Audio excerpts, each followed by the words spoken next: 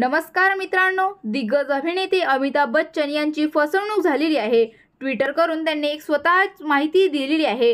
ट्विटरचे मालक Elon Musk यांनी blue tick आता फ्री मध्ये मिळणार नाही असं जाहीर केल्यानंतर 20 एप्रिल पासून फुकटात मिळण्याची ब्लू टिक काढण्यात आलेली आहे।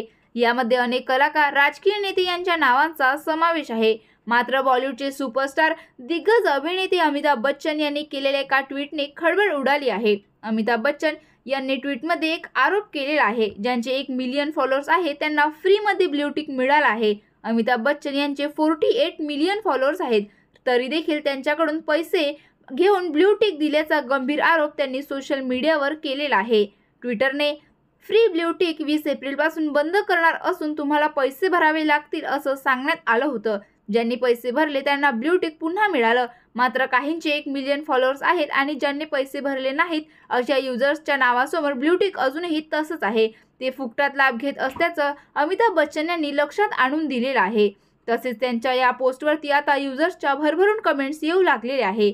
तुम्हाला जर हा व्हिडिओ आवडला असेल तर व्हिडिओला लाईक करा, चॅनलला शेअर करा व सबस्क्राईबचे बटन दाबायला विसरू नका। धन्यवाद।